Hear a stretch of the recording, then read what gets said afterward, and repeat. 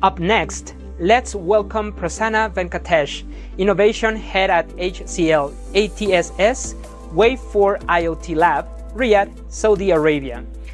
As a passionate technologist for the last 2 decades, Prasanna worked on building innovations in the field of AI, mobility, cloud, and IoT areas. He was the founding member of the Insurance Innovation Lab at HCL and helped run the SaaS Mobile Initiative for the Ministry of Communication and IT of Oman. He currently heads the HCL TSS partnership, Wave4IOT Lab in Riyadh, Saudi Arabia.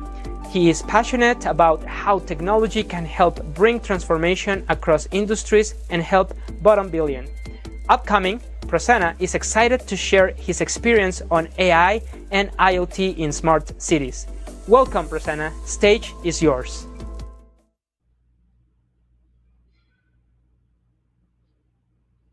Thank you, Eric. Thanks for the wonderful introduction. So very good morning, good afternoon, good evening, all. So in today's session, our focus is going to be on 4 important stories. And today's session is grouped around these 4 stories. So in the first story, we are going to look at the story of a street light. And in the second story, we're going to look at a story of a thinking street light. And in the third story, we're going to look at the story of the parent of the thinking street light. And at the end, we will look at a story of a thinking city. So let me start with a story of a street light. So we have come a long way in terms of street lights. Olden days, we used to have candles being used as a street lights to advanced technologies being used as part of the streetlight ecosystems now. And before we understand how the streetlights have evolved, I would like to split the whole journey of the streetlight into the story of the streetlight into 3 categories. The first category is a pre-2000 era, where what happened to the streetlight before 2000s. And what happened to the street lights after 2000 and till today, taking the consideration of we are in 2022, and what happened to the street light in the last 2 decades. And in the third category, I'm going to look at what will happen, what is going to happen to the street lights moving forward beyond 2022.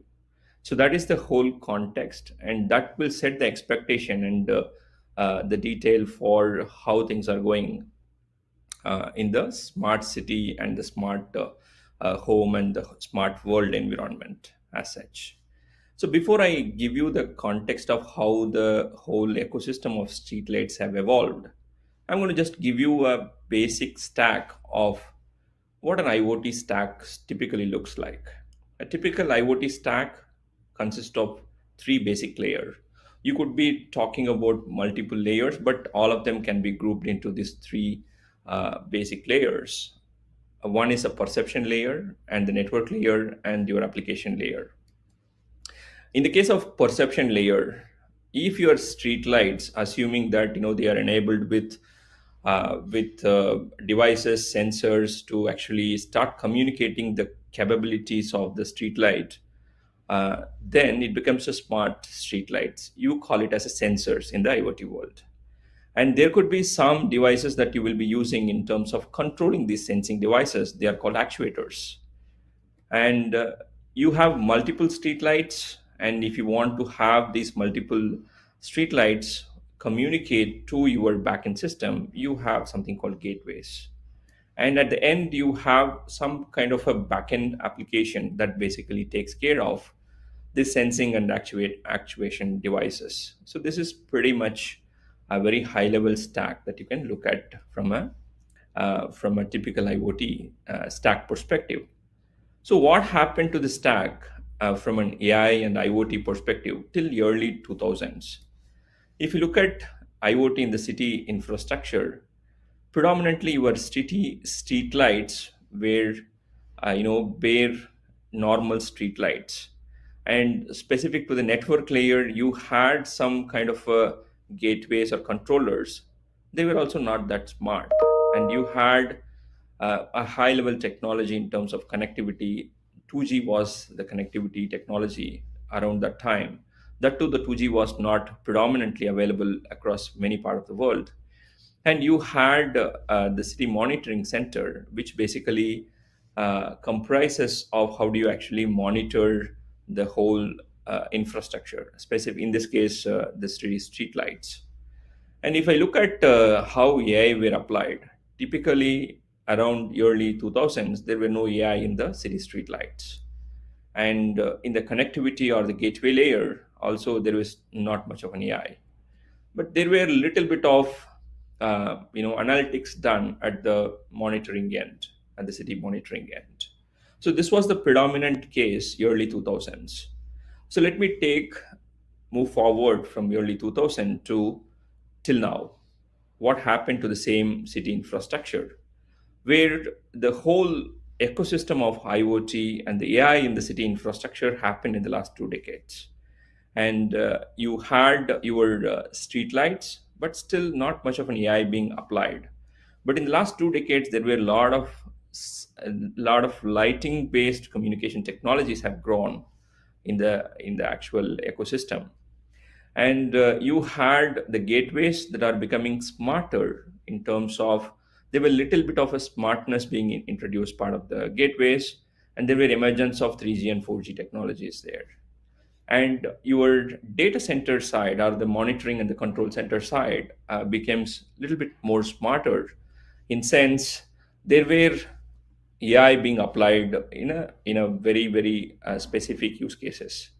So if we look at the application of AI, and we see that there were not much of an AI being done at the sensors, that is at the basic lights area and street light area. But in the case of your gateways and controllers, there were a little bit of edge AI started coming in.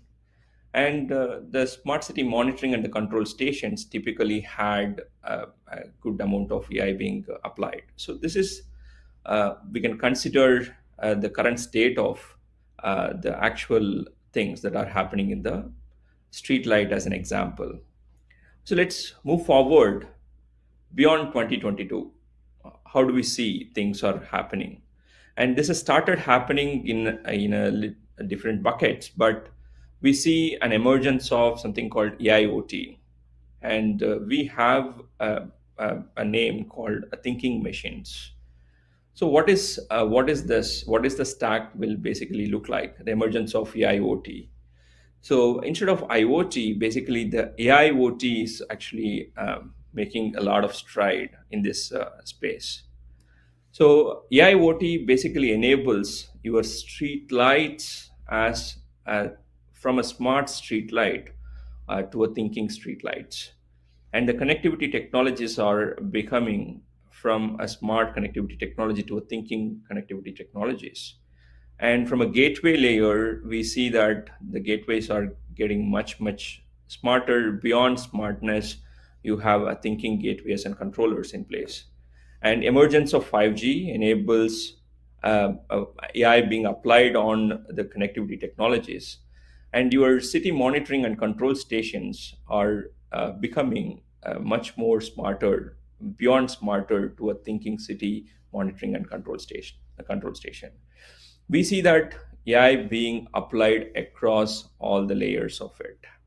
Okay, so in this first story, what we looked at is how the AI is evolving and how the IoT and the street lights are evolving. Okay, we looked at how from a smart street light to a thinking street lights have evolved or arrived. So now in the second story, I'm going to talk about what is this thinking street light?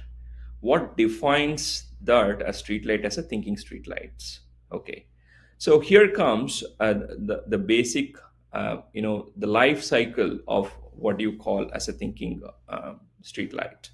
So the basic difference that we see is you have any device that you wanted to enable with a basic internet connectivity, and it can actually take some of these properties and share it to the backend system, it becomes a smart device. But now, when this device becomes a thinking device, so there should be a definition of when this smart device becomes a thinking device. So that is what we're going to cover. Okay. So now let's take one basic example.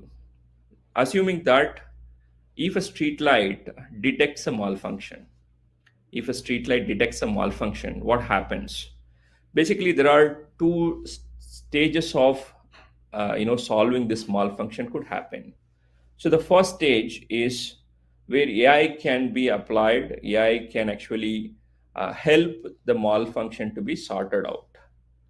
And the second stage is assuming that AI is not able to solve this malfunction, there comes a manual intervention should be in place. So typically these two scenarios that we are talking about, this exactly is the basic premise of a self-healing AI solutions. So the first premise is the AI itself is going to help you actually solve the problem of self-heal the actual malfunction that happens to the street light. And if AI is not able to do, and your actual manual intervention basically helps you solve this problem. So we call it as AI in the loop and human in the loop. So when you want to build any self-healing system, and majority of the failures on the self-healing systems, we noted that it was predominantly you only depend on an AI to actually solve the problem. And basically you should have multiple levels of solving the problem, not just the AI, but there should be a mechanism in place so that if the AI fails to actually address that, there should be a human in the loop should be there, not just the AI in the loop. And a coordinated effort of both AI in the loop and the human in the loop basically solves the whole problem. Let's look at end-to-end life cycle and see how this whole ecosystem of self-healing system can be implemented so that a simple smart devices can be made as a thinking devices. Okay, so now assuming that the actual streetlight detected a malfunction, so it tries to solve that problem. So if it is not able to solve the problem, then it raises a ticket automatically to a city authorities.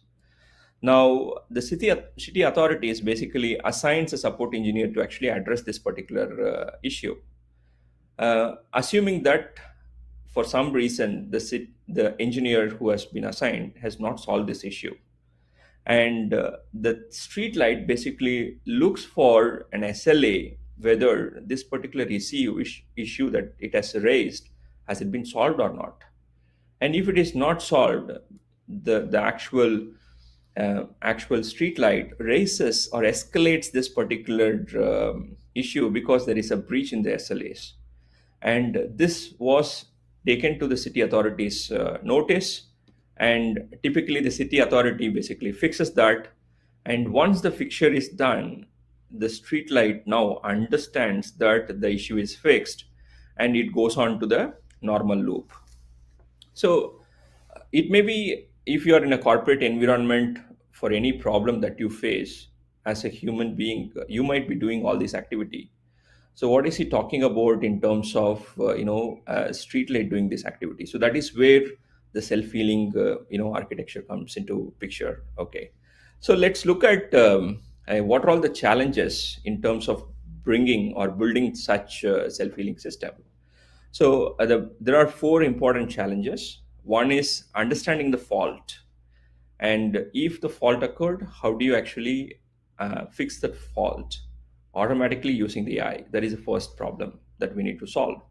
And the second problem is there should be an SLA management. So the actual smart devices should understand what is an SLA as such, and based on which it has to actually have a workflow defined, and that workflow, it has to actually process that workflow.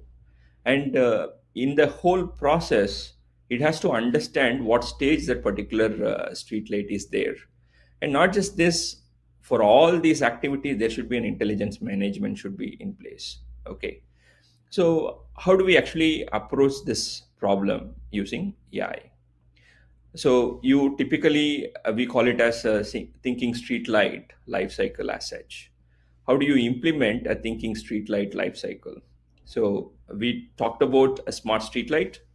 Now, the smart streetlights, typically it is enabled with IoT, where it can actually transmit some of the parameters, what is the luminous value, what is the color intensity, and so all those details. On a frequent interval, it can actually transfer the value to the backend system. So that means your devices have become smart. It is not in a thinking, thinking street light. So how do I enable this? So the first thing is the data and the event that are happening in the street light are being processed by a machine learning algorithm. So what is the data? What is the event? The data specific to what is the color intensity is a data. The event in terms of when the street light should be switched on and when it should be switched off. So for our basic understanding, let's take the situation of switching on and switching off. Depend on because street lights has to be switched on when it is dark. So the definition of a darkness varies depending on a season when the darkness happens. So basically, in the summer you have a longer light duration, and in the winter you have a less number of light. That is, the amount of sunlight that you get is very less. So you may have to switch on the street light at a very different time. In the case of summer, it could be at 8 p.m. In the case of winter, it could be at 6 p.m. So how do we know that? How does the street light knows that this information? So there should be a knowledge base which actually takes care of this information about, okay, we are in this season and we expect the sunlight to go down by this particular time. There are multiple ways you can solve. Either you can even put one more sensor at the street light, which can actually detect the light intensity, and based on which it can actually trigger the switching on, switching off, and so on and so forth. There are multiple approaches by which you can solve this problem. So let's assume that we have a knowledge base. That knowledge base has all the information about what happens to the actual street light, whether it is sunset time has arrived, should I switch on, should I switch off? So that knowledge base helps. And assuming that, let's take a scenario where our street light did not switch on. It is going to be winter season, so 8 p.m. it should switch on, but it has never switched on. So there should be a case that there should be an SLA or a goal for the street light, where the street light should have switched on by 8 p.m., but it has not switched on. So the machine learning will actually wait and process this information that it has not switched on. But there should be somebody who actually has to reason this information. There has to be a requirement for switching on the street light at 8 p.m., but it has not happened. So there should be a mechanism to actually reason this, right? So the insight says from the machine learning that the smart street light should have been switched on at 8, but now the time is 8:30. So the machine learning reasoning will actually look at what is the goal. If the actual street light was not switched on till 8:30, what it should do. So that's where it also looks at the knowledge base and looks at the fact when it should actually switch on that particular light. And it understood that, okay, the light should have been switched on, but it was not switched on by till 8:30. So what is the SLA for addressing this? So assuming that the SLA defines, you wait for 30 minutes. If it is not switched on, an action should be that, an optimization step should be that it should try to forcefully switch on. Okay, it tries to forcefully switch on. So that is an optimization step, and that optimization step, basically goes back to the actual smart street light. Not just this, and there is a desired KPI that is being defined, goes back to the machine learning algorithm. Okay, it should have been done. Can you verify and check and confirm back that the reasoning system will actually request the data from all the systems, could be the algorithm from the machine learning or the knowledge base, and the goals details that are defined in the SLA knowledge base. Assuming that even till 9 p.m. that particular street light was not switched on. So if it is not switched on, then that data is further processed again by the machine learning, and it will give the insight that it is still not switched on. So now that machine reasoning understood that there is an SLA breach on switching on. So it understood that it has to go to the next level because it has already tried the optimization step, but the optimization again failed. That means there could be a mechanical fault that has actually triggered this whole ecosystem. So there has to be a ticket raised to the city authorities so that they can actually address this. So this is the difference I'm talking about. So where basically for the auto self-healing structure that we have defined here will try to actually heal it automatically using the machine learning and the machine reasoning. And if it is not able to do that, as a next step, there should be an approach of a human in the loop should be brought in. So that way you can actually solve the problem that you are actually facing. So in this whole ecosystem of self-healing, architecture, now there is absolutely, for the initial stages, there is absolutely no human is required. So where should all this has to execute? And what we see is an emergence of edge AI infrastructure, where all the things that we are talking about will get executed at the street light, individual street lights. So how do we actually manage this? So what we are telling is there is a device which gets, there is a probably some kind of a smart device that gets microcontroller or microprocessor that gets integrated with your smart street light that enables the whole ecosystem of self-healing, that brings in or makes the smart street light to a thinking street light. So now this has to be managed at the edge. So there should be a end-to-end management system that takes care of your AI model deployment, monitoring, your reasoning, your ML ops complete workflow, not just for your machine learning models, but for your knowledge base and the SLA knowledge monitoring, and how well the reasoning is actually performing. You have to actually continuously monitor from remotely how the whole ecosystem on the edge is performing. So this is the thinking streetlight life cycle, a self-healing life cycle that we see. Right. So let's look at where we see you understood that in terms of thinking streetlight. How do we extrapolate this information in terms of the whole ecosystem of smart cities? Let me take this and extrapolate it in terms of a smart street. I'm going to call it as a thinking street, because each and everything that we are going to have will have an element of self-healing part of the whole ecosystem. And we start with a thinking home, assuming that whatever that we talked about on the street level or at uh, the street light level is getting expanded to your house. All that in your house is currently automated, and each and every devices has their self-healing mechanism in place, SLAs in place, and the knowledge base in place, and manages separately. And a combination of a thinking home brings in a thinking street. And the thinking street could have a multitude of different use cases part of them. It could be a thinking water management, it could be thinking quality management, it could be thinking security management for the street, thinking energy management. There is a multitude of things that you can bring to build a thinking street.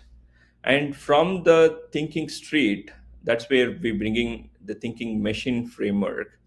Your thinking home and the thinking streets are basically forming the base for your framework, where a combination of multiple thinking home and thinking street brings in a thinking district, and multiple thinking district brings in the thinking city. A multiple thinking cities brings in a thinking region.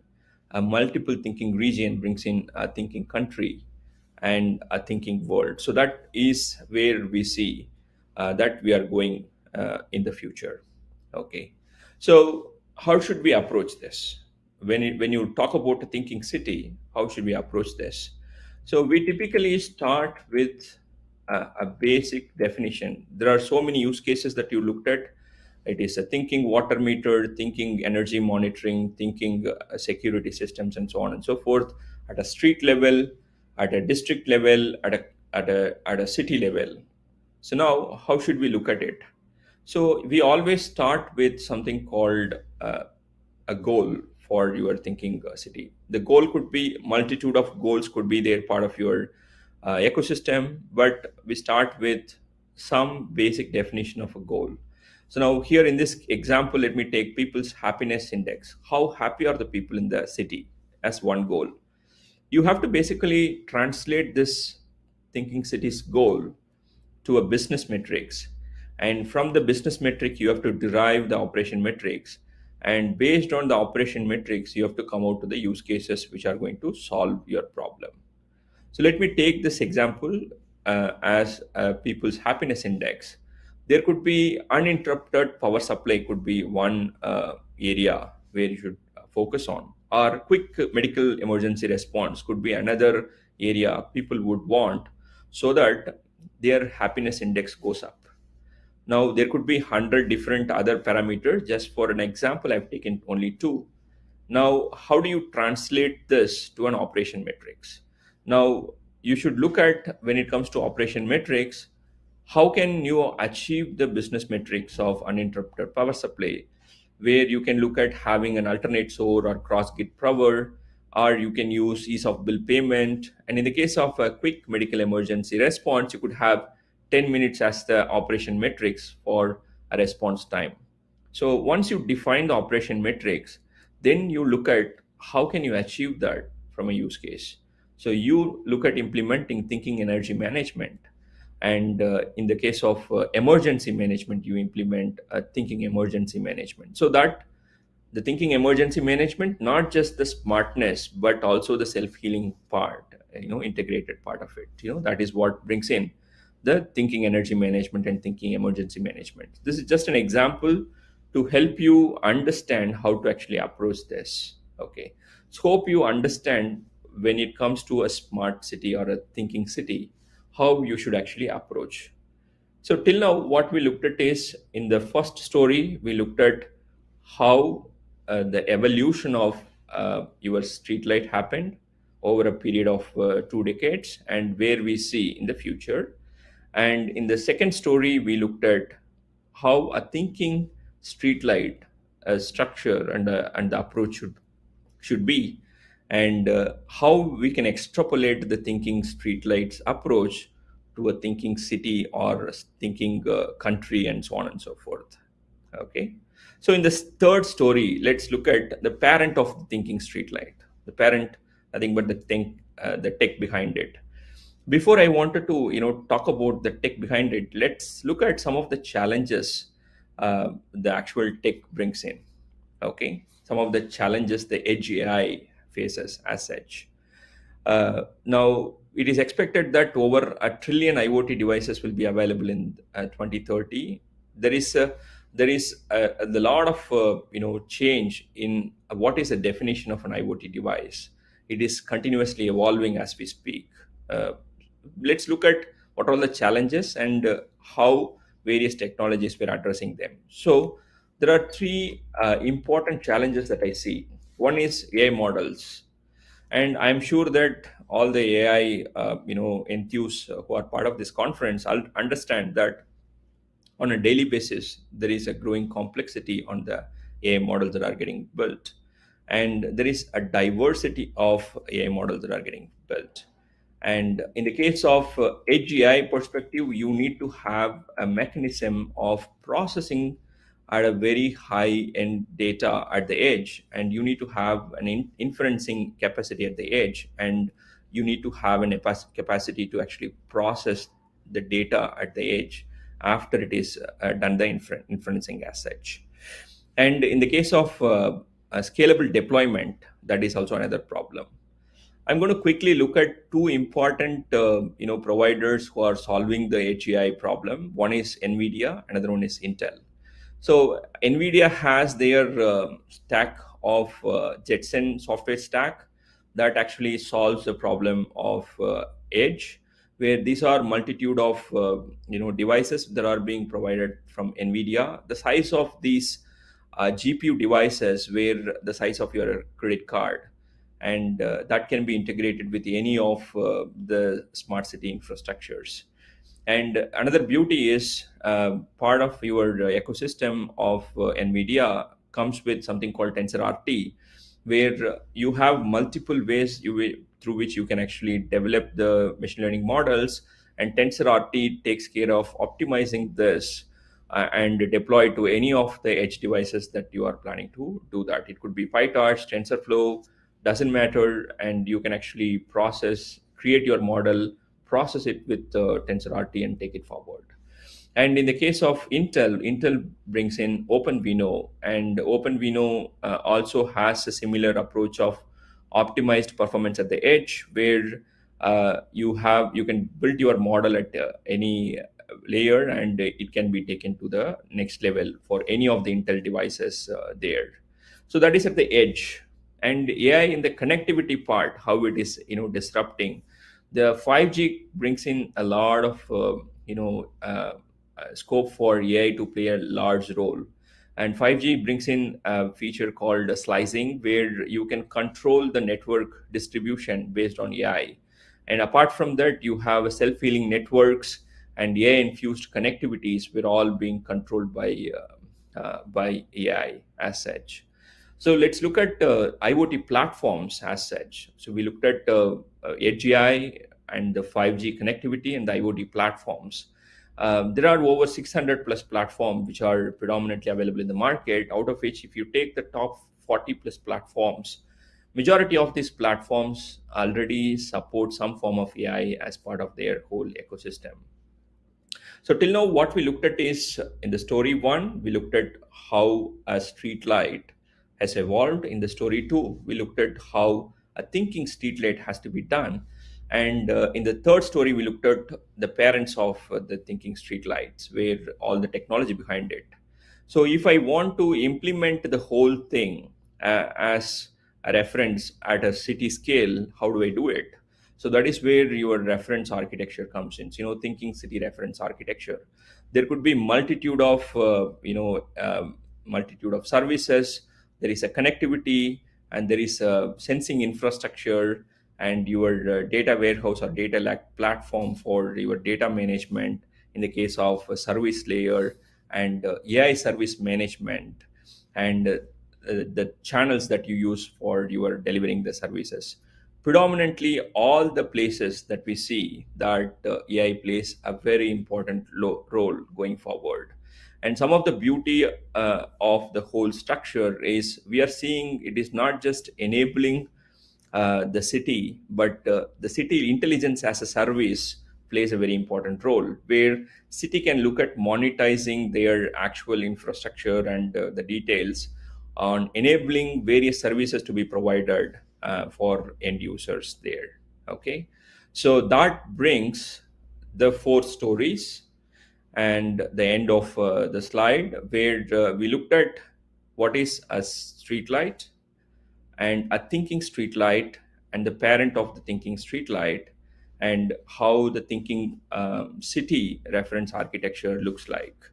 So this is my LinkedIn, and I'm happy to connect with you all. And that's the end of the slide, and I'm happy to answer any questions you guys have got. Great to have you with us. Thank you very much for this excellent presentation. We do have some time to go through some audience questions, and then we can actually choose the winning question. So from the audience, we received quite a few questions. Thank you very much to everyone for participating. There is one here um, by Jim Avalos. It says, how can you say that a city is a smart city in global standard? What are the must-haves to consider it as globally acceptable gold standard? Right. So it is evolving case as we talk about. Uh, See, the definition of smart city is evolving as we speak. Okay, and if you ask me what is a smart city 5 years back, the definition is different, and what is the smart city now, the definition is different. So that's where I'm coming. So 5 years back, the definition was predominantly if you had some of the devices, for example, waste management could be an example, or your energy management could be an example. So from a waste management perspective, you had waste bin, which are dead bins which are there, and if you can actually IoTize and understand whether the waste bin is full or not, so that becomes a smart waste bin. Like this, you choose multiple use cases based on your city's requirement. That is where I defined an approach of what is the goal that the city wants to actually achieve, and based on that goal and the actual use cases that you use for implementing would completely vary. Okay, and there are like hundreds of use cases that you can look at and start implementing. But in case of a definition there, 5 years before, it is predominantly if you enable a waste bin with an IoT device, and it talks communicating about what is the level it was filled, that defines that you have made it as a smart waste bin, and your smart city infrastructure currently has a smart city solution. But now if you ask, if there is a problem happened in the waste bin, can it solve it automatically? So that is what defines a smart city now. Okay, it is evolving as we speak. Hope I answered the question, Eric. Did and now I have to ask this question on your knowledge based on your professional assessment. Which city in the world do you think would hold the title of the world's smartest city? Right, so I would answer it in a two ways. Okay, um, so I would connect the actual answer that I told just now, where the smart city as the definition is evolving. Okay, so if you look at from the older definition, the Western world, is succeeds, where Paris and many of Tokyo and many of the Western countries like Netherlands has Amsterdam, and many of the European countries have done phenomenally well in terms of implementing smart cities. Okay, and if you define on the current state, the smart cities or thinking cities, as we call it, and in that standard, I would say Middle Eastern countries are, because they have started investing on such in the recent past, and we see a lot of such gets such initiatives. They're not smart cities, they are going towards a thinking city as a solution. As I'm sure some of you might have heard about a line project from Saudi, and there are very many initiatives in terms of in terms of Dubai municipality, and majority of the Middle Eastern countries have started implementing such initiatives. I'm currently from Saudi, so I'm currently representing from Riyadh as such, presenting. So You have the answer. That was a must ask question.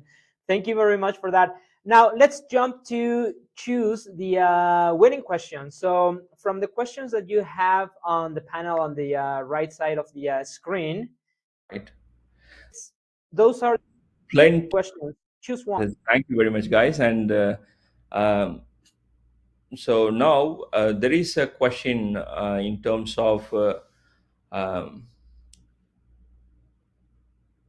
how would cloud downtime be accounted for in the adoption of AI in the smart city? Uh, when you think about a smart city implementation, this is from Simon I'm sorry, I'm reading it the name wrongly. SK Marquette. So when we look at implementing this smart cities, basically we do not look at them whether it is cloud dependent or on-prem solution. So if you look at many countries, for example, you talk about Saudi Arabia, there is no hyperscalers here. There is no Azure, or GCP or your AWS part of here in Saudi, where majority of the smart city implementations were at on-prem level. So there is no possibility of downtime of cloud. Is part of the whole ecosystem as such. So that could be in an approach. I mean, that's a very good question that you can take, Eric. So we have a winner now. Thank you very much for sharing your questions. And well, unfortunately, time is short, and we have to say goodbye to you. Prasanna, I just want to once again thank you for your time. Thank you for sharing your knowledge with us, talking about smart cities and giving your insights. To the audience, I will once again remind you that we have the networking lounge where you can share your opinions, your insights, and any comments that you like. Prasanna, thank you very much for your time and effort. Thank you very much, Eric. It was a pleasure, and thanks for all the Huawei team for a wonderful sessions. Okay.